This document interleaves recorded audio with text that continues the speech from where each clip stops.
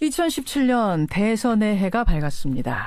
저희 뉴스쇼에서는 신년 인터뷰로요, 이른바 잠룡이라고 불리는 대선 주자들 차례로 만나보고 있는데요. 오늘은 이재명 성남시장 만나보겠습니다.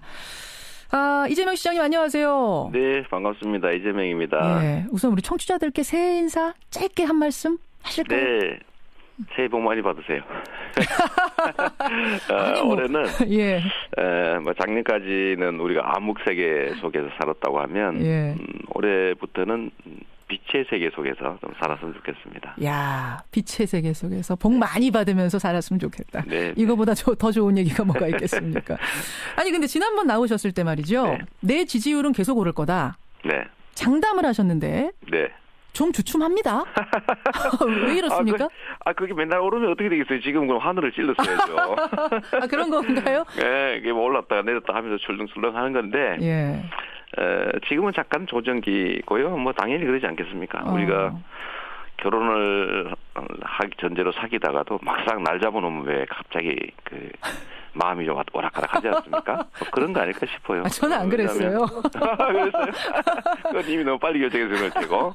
예. 근데 이제 이때까지 우리가 과거의 얘기를 했고, 정말 이 나라가 범죄 국가다 제가 이렇게 말씀드리는데 이 나라 자체를 사유화했던 거의 범죄 집단이 지배했던 그런 나라에 있는데 그걸 깨고 새로운 나라 만들자라고 하는 과거 얘기. 지금까지는 과거 얘기를 했다. 박근혜를 내쫓자. 이런 것까지는 한 목소리로 이렇게 띄워왔는데 실제로 제가 실현될 상황이 되니까 미래 얘기를 해야 되지 않습니까? 이제는 미래 얘기를 해야 된다. 네, 근데 미래에 관해서는 아직도 저희가 얘기한 바가 아직 없죠.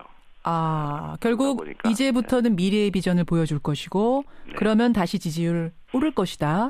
이 말씀이세요? 장담이야 못하지만 그렇게 되길 기대해야죠. 아직 미래 정책 다 내놓으신 건 아닙니다만 일단 내놓으신 정책을 보니까 이런 게 보여요. 내가 대통령이 되면 한 가구당 1년에 300만 원씩 쏘겠다 이러셨어요? 제가 뭐 쏘겠다고 하는 건 아니고 그 정도 배정될 수 있다. 복지 예산이 추가로. 그런 뜻이었습니다. 아니 이게 듣기는 참 좋습니다만 이게 가능한가? 이거 이른바 허경영식 공약 아니냐? 포퓰리즘 아니냐? 이 소리 나올 법한데요? 우리 성남시 재정에 대해서 잠깐 말씀드리면 저희가 연간 예산이 1조 6천억인데 저희는 증세하지도 않았고 그다음에 빚 갚아가면서 복지 늘린 게 연간 한 1,000억 정도였고요. 이거 가지고 이제 성남시로 이사가자 이런 얘기들을 농담삼아 할 정도로 상당히 부러워하는 도시가 됐는데 대한민국 재정은 현재 430조 정도 추경까지 할 경우에 그 정도 됩니다. 그런데 성남시에서 연간 저희가 7% 정도 아껴서 빚 갚고 복지 예산 만들었었거든요. 그래서 그런 기준으로 하면 정부는 예산 낭비면이 훨씬 더 크니까 10% 또는 7% 정도는 가뿐하게 조정해서 만들 수가 있습니다. 조정할 수 있다. 4대강 방위비리, 자원외교 이런 데 돈을 쓰는 이유가 돈이 남아서 그러거든요, 실제로. 그래요. 그렇게 하면 한 30조 이상 만들 수 있죠. 그것으로 472, 28, 48, 32 이 정도 되니까 제 경우보다 충분히 가능하다고 해요. 충분히 가능하다고. 그 과정에서 법인세를 30% 올리고 고소득자에 대한 재산세를 50% 올린다. 이거 맞습니까? 그건 아니고 50%가 아니고 10억 이상 버는 거에 대해서만 10% 정도 증세하는 겁니다. 그러면 그게 한 2조 5천억이고요. 법인들 중에서도 500억 이상 영업이익 내는 곳만 그게 한 440곳 정도밖에 안 되거든요. 그렇게. 거기에 한 8% 증세하고 이러면 15조 원 정도가 나오고요. 지금 현재 OECD 비교했을 때 실효세율, 납부하는 세율이 너무 낮아서 명목세율이 22%인데 실제는 15% 내고 있거든요. 알겠습니다. 이거 좀 올리면은 충분히 마련할 수 있는데 이게 한 5, 60조 원 정도 되니까 1인당 한 120만 원 정도.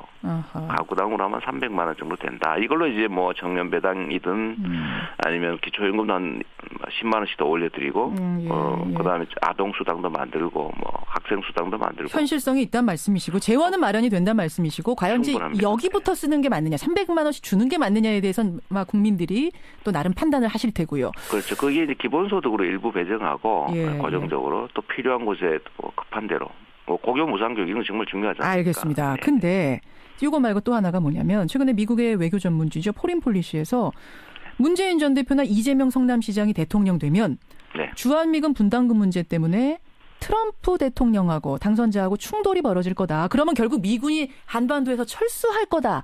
이런 예언을 했어요. 네. 이거 어떻게 생각하십니까? 정확하게는 미군이 철수할 수 있는데 철수하게 되면 미국이 심각한 손해를 보게 된다. 그런 뜻이었습니다. 뒷부분이 빠져 있는데요. 뒷부분이 또 있었어요? 네, 그렇습니다. 이게 철수할 수 없다. 왜냐하면 동아시아 쪽 이게 미군의 필요에 의해서 미군이 와 있는데 주둔비를 이쪽이 부담하고 있으니까 미국이 실제로 이익이다. 어차피 주둔비는 어디 가 있어도 든다.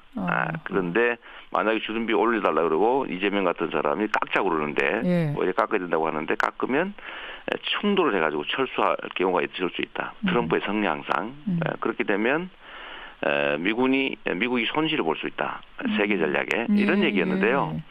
저는 미군 철수를 우리가 각오하고 이제는 대비해야 된다. 철수를 각오하고 대비해야 된다? 네, 그렇습니다. 아니 미군 철수하면 지금 큰일 난다고 생각하는 국민 많은데요.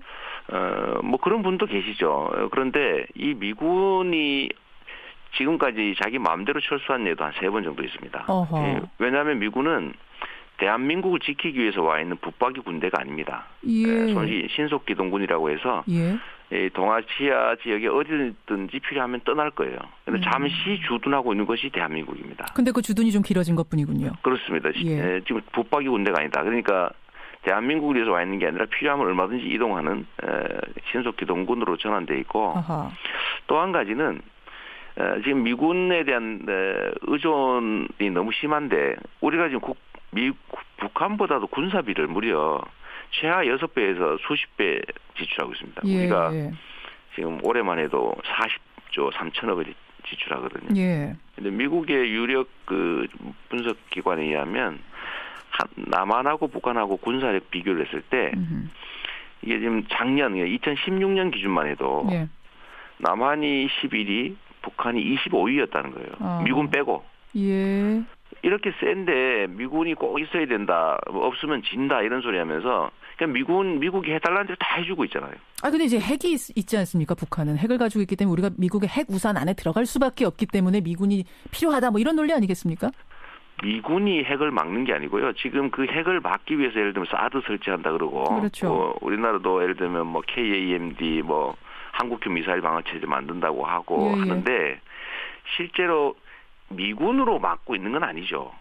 예를 들면 핵 문제에 대해서는 별도의 예를 들면 뭐 미국의 소위 뭐 핵 전력 같은 것을 뭐 순환 배치한다든지 이런 방식으로 다른 방식으로 해야 되고 미군 철수 문제와는 좀 직접 관계가 좀 크지 않은 겁니다. 그렇게 보세요. 그런데 지금 미군에 대한 주둔비는 원래 우리가 부담하지 않고 있었거든요. 왜냐하면 미국 필요해서 주둔하고 있었어요. 그랬었죠. 근데 90년대에 생겼는데 지금 현재 독일은 18% 정도 부담하고요. 일본은 50% 정도 부담하는데 우리는 이미 77%를 부담하고 있어요. 쉽게 말해서 봉이 되고 있다는 거죠. 그러면 여기다가 또 2배 또 올리면 어떻게 되겠어요? 얼마까지 깎아야 된다고 적정하다고 보세요? 저는 그거는 뭐 계산해 봐야 되는데 대략. 미군도 필요해서 와 있는 것이고 그게 우리 한국 방위에도 도움이 되니까 우리도 없는 것보다 나니까 그 정도 선에서 조정을 해야 되고 지금은 과다하다고 생각됩니다. 과다하다. 어느 정도라고 예상하세요? 대략? 그게? 저는 일본 정도는 맞춰야 되지 않나요? 일본이 지금 얼마나 내요? 50%. 50% 분담까지는. 그래서 미국이 싫다고 그러면 가라. 못 간다는 거죠. 못 갈 거다. 왜냐하면 미군이 한국 방위 그 자체를 위해서 와 있는 게 아니라 알겠습니다. 주로는 미국 이익을 위해서 와 있는 걸 분명히 우리가 인정해야 되는데 이렇게 하지 않으면 달라는 대로 계속 줘야 됩니다. 끊임없이. 그래서 적정선에서 조정할 필요가 있다. 그 부분에 대해서는 그렇게. 그리고 이제는 미군 철수를 대비해서 자주국방해야 됩니다. 이제 독립국가가 어떻게 계속 이렇게 외국군에 의존하고 특히 전시작전 통제권까지 외국군한테 줘놓고 자체 작전을 못하는 이런 나라가 세상에 어디 있습니까? 어디 있습니까? 근데 어제 유승민 의원이 이제 이 자리에 나와서 하신 발언이 뭐냐면 문재인, 이재명 이런 야권 후보들에게 제일 불안한 게 네. 안보 문제, 안보관이다. 네. 이거 지적하셨거든요. 안보는요, 이 소위 이 보수란 이름을 가진 이 사실상의 사회학 부패 수구 집단들은요, 예. 안보 제대로 안 합니다. 우리가 봤지 않습니까? 북한에 돈 주면서 총 쏴달라고 하는 집단이에요. 총풍 사건이라고 있죠. 북풍 말씀하시는 거군요. 그리고 이상하게 선거 때문에 되면 북한이 도발을 하죠. 예를 들면 정말 국가 존속의 가장 중요한 안보 문제를 자기 개인 이익을 위해서 악용하는 집단이 무슨 안보 얘기를 합니까? 무슨 안보예요? 거기에 지금 유승민 의원도 포함이 되는 겁니까? 당연하죠. 유승민 의원 한번 보십시오. 아니 사드를 우리 돈 들여서 사서 갖다 배치하자 이런 분이에요. 예. 대구는 안 된다 대신에 자기 지역구는. 그러면서 예를 들면 대구는 수도권 방어가 안 되니까 안 된다 이런 식으로 얘기했다가 대구 안 하고 딴 데 간다니까 그럼 해야지 이런 분이에요. 이런 분이 더 심각한 문제가 있죠. 알겠습니다. 자, 이렇게 어제 유승민 의원에 대한 답변은 지금 주셨고요. 네네. 그나저나 이재명 시장님. 네. 새해 들어서자마자 네. TV조선하고 전쟁을 선포하셨어요. 내가 반드시 TV조선을 폐간시키겠다. 이게 무슨 말씀입니까? 이 TV조선은 소위 악성 언론의 아주 대표적 케이스입니다. 사실을 왜곡해가지고 민주주의 체제를 망가뜨리고 있죠. 선거에 개입하고 있습니다 지금. 그러니까 지금 이게 TV조선에서 한 방송 중에 이재명 시장의 형님의 문제, 정신병원에 입원시키는데 이재명 시장이 입원을 강제시켰다. 요거하고 그다음에 철거민들에게 막말했다. 이런 동영상 같은 거를 욕했다. 예. 그걸 이제 검증이라는 이름으로 보도를 한 거거든요. 첫째로는요. 이 형님을 정신병원에 입원시킨 거는 사실인데 저희가 한 게 아니고 그 형수하고 그 조카가 한 겁니다. 제가 입원 확인서도 인터넷에 페이스북에 다 공개를 해놨는데 그걸 무시하고 그 사람들이 한 일방적인 말도 안 되는 주장을 그대로 보도를 한 거예요. 두 번째는 이 철거민들 이 부당한 요구를 해가지고 LH에 철거를 당했는데 성남시 보고 이주 대책해내라고 이 부당한 요구를 한 시위를 1년 6개월 동안 하면서 시청을 괴롭혔는데 결국은 저를 폭행했거든요. 근데 이 장면 중에 일부를 또 자기들이 찍어서 제가 때린 걸로 위조를 했어요. 그러니까 편집이 교묘하게 됐다 이 말씀이세요? 왜곡된 맞는 편집이었다? 장면을 일부만 떼가지고 슬로우 모션으로 때리는 장면을 만들었는데. 맞는 걸 때리는 걸로 만들었다? 방어 동작 중에 때리니까 손을 본능적으로 막지 않습니까? 그 동작만 떼내가지고 때리는 걸로 만든 거예요. 시장이 철거민을 폭행했다 이렇게. 사과 받으셨어요? 처벌받았습니다 그 사람. 아니 그게 아니라 지금 TV조선으로부터 사과 받으셨어요? 전혀요. 전혀 어제 전쟁 선포했는데 아무 답변 없습니까? 이게 지금 이제 형사고소 지금 오늘 중으로 낼 거고요. 형사고소하십니까? 네, 언론 중재는 물론이고 손해배상 청구까지 해서 끝까지 책임을 물을 텐데. 이거는 철거민들의 요구가 부당하고 또 철거민들이 이 사건으로 처벌받은 사실까지 있어서 나중에 저희한테 사과하고 정리된 일이에요. 근데 저는 이걸 어떻게 해가지고 이런 식으로 허위 조작을 해서 검증한다 그러면서 이렇게 왜곡할 수 있냐. 언론이 지금 민주주의 사회에서 하는 역할이 정말 중요하지 않습니까? 근데 허위 정보를 국민한테 제공해서 선택을 좀 잘 못하게 해보겠다고 하는 선거 개입 시도에서 제가 이건 꼭 끝까지 책임을 물어야 되겠다 그 말씀을 드린 겁니다. 근데 대선을 치러야 하는 분이 이렇게 직설적으로 언론사 폐간시키겠다, 등을 지겠다 이렇게 선포하는 건 제가 처음 봐서요. 괜찮으시겠어요? 큰 언론사인데? 그런데 만약에 이 언론사들의 이런 악의적 왜곡을 그냥 두고 난 다음에 뭘 할 수 있겠습니까? 알겠습니다. 그리고 제가 원래 좀 흠이 많은 사람이긴 하죠. 흠결이 흠이 많으신 분이 대통령 어떻게 하십니까?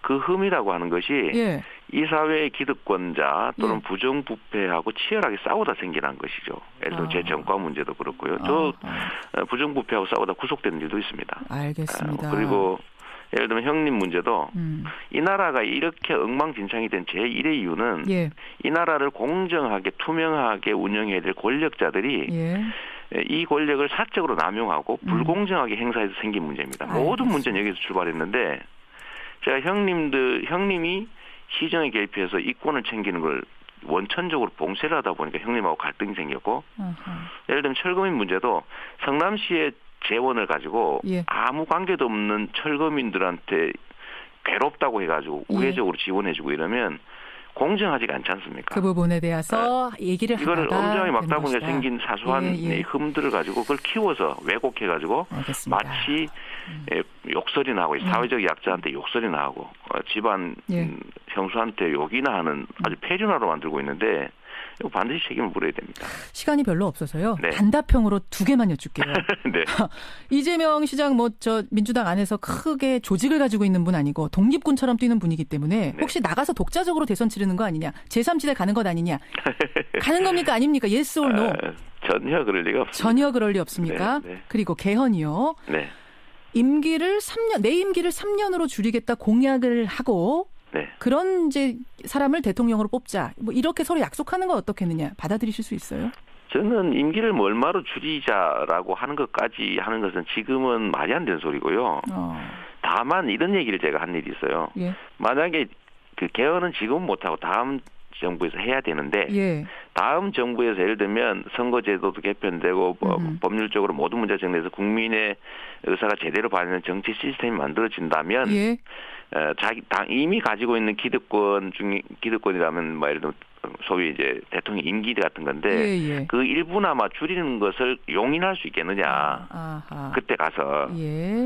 근데 그걸 용인할 수 있다. 더 새로운 더 좋은 제도가 생기면 그걸 굳이 고집하고 같이 갈 필요는 없지 않느냐. 그런 정도 생각. 그 얘기 정도였고요. 알겠습니다. 지금은 사실 개헌을 할 수도 없는 상황입니다. 여기까지 오늘